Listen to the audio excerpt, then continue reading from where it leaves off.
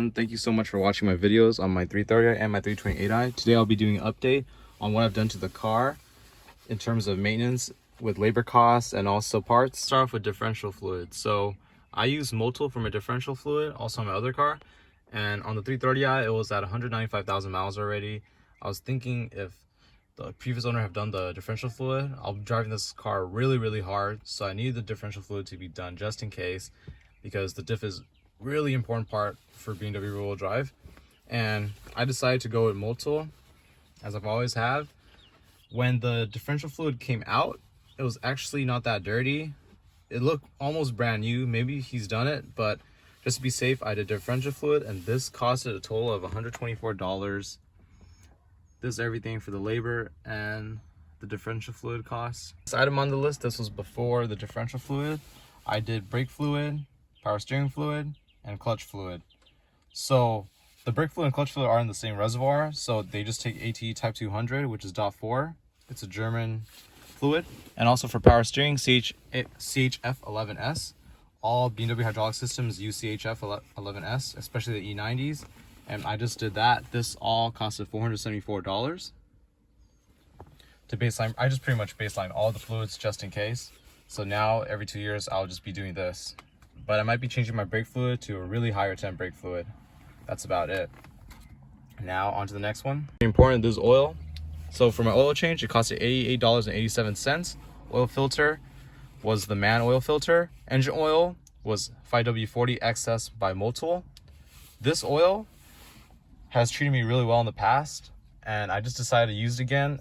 And 5W40, the previous owner was already using it because it is almost a high mileage engine at 200,000 miles. So 5W40 was a no-brainer, even though this car was meant to be 5W30, but you can also put 5W40 in this engine.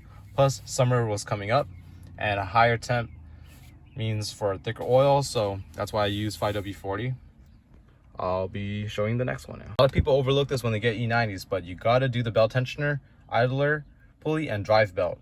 My car already had all those replaced because it had the alternator replaced, the water pump replaced, but just in case, and I know for sure that I do not want my belt slipping out and also getting stuck in the engine, I did all this all over again just in case. So pretty much I did tensioner, idler pulley, and drive belt. On BMW E90s, very common for all E90s. Doesn't matter. 335i, 330i, 328i, 325i. If the tensioner fails, it will actually suck the belt in the engine. And on a road trip, on a track day, on an autocross day, you do not want that happening. So I just got it done. I knocked it out and worry-free for a long time. This is actually the funniest $168 I spent, and I'm not that pissed that I spent that much on it. I'm actually pissed that I could have done this myself on the street easily. So ignition coils are really easy to replace on E90s. You just gotta take out the cover off and pop the coils off. Easy, super easy. But I did not know which ones, and also I didn't have a scan tool on me. So I was driving. I just started up my car, drive 200 meters down to a stop sign. All of a sudden, the RPM started fluctuating, rough idle, car's almost stalled out. I just decided to park it, wait till next morning to deal with it. Took it here, RT Motorworks, thank you so much. And then they did the ignition coils for me. They found out which ignition coils were messed up. So it was, I believe, 6 and 4. And that got replaced. $168, $80 for the labor, and $80 for the ignition coils. This is the funniest $168 I spent, but I know how to do this myself. I just didn't know which coils were messed up, and I did not want to order the parts online. Now I actually carry all 6 spark plugs with me and GK iridiums, just in case if I get a misfire or a spark plug goes out, I can just put it in myself. I do need a spark plug socket. Okay, now this is the big boy bill. This was the bill that I was thinking, what am I doing with this car? What's going on with this car? Why do I have to do this for a vehicle? But it was really important because these fell and it could actually mess up your engine. It was gonna be either this or it was gonna be a new engine. So this is the infamous diesel valve. And my diesel valve, I didn't know if it was messed up or not, but I've noticed that when I was going against other 330i's, they were pulling on me on certain RPM ranges. Maybe my shifting was too slow, or maybe my car had bad spark plugs. I don't know.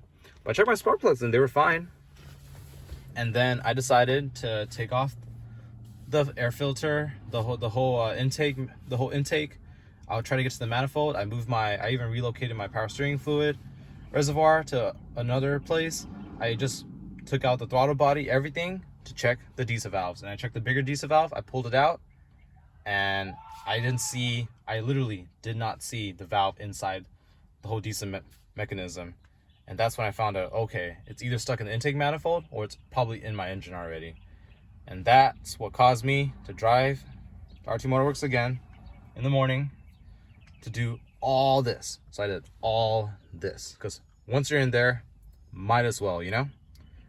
And I did both of the diesel valves, even though one of them was messed up and cracked. I actually found it. It fell out of the manifold. I was so happy it fell out of the manifold in one piece. Nothing was broken. I was so happy that it actually popped out, and I was blessed. It did not even go inside the intake or even bent a valve. Now, what you're looking at is diesel valve upper and lower. So there's two diesel valves, and I have the updated versions now, which is so the part 114 is actually not for the 2006 cars, I believe, because in 2006 the part numbers were much more different.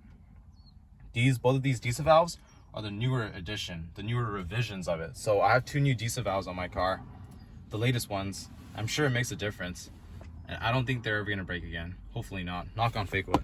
Knock on BMW fake wood. That required also a throttle body gasket, because when you took everything out, all those gaskets, the throttle body and the intake manifold had to come out, so might as well change those gaskets. Those gaskets got replaced. Since you're in there, the starter is actually like 2 or 3 bolts. I believe it's 3 bolts.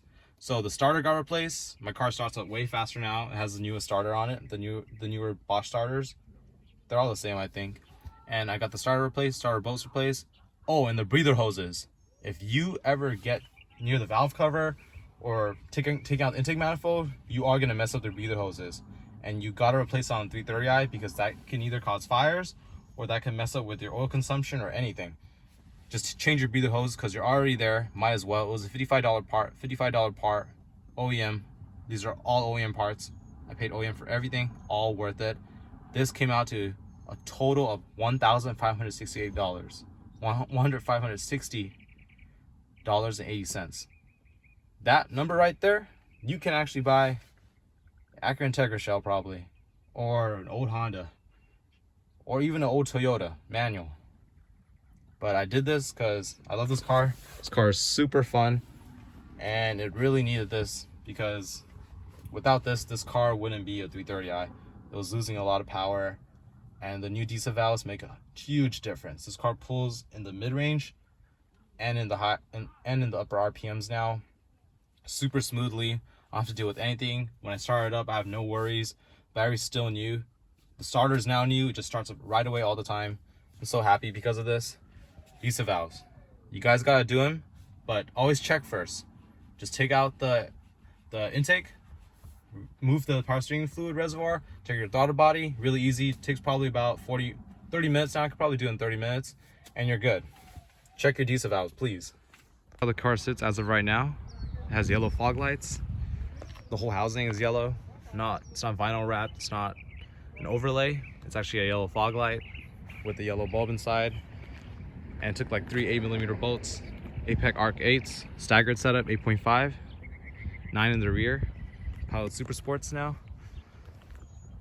I still have my tow hook from the track day installed with. I have a little zip tie because I was using a transponder. Still haven't took that out yet. Sits pretty good now. Stock suspension still stock suspension, stock exhaust, stock brakes, everything.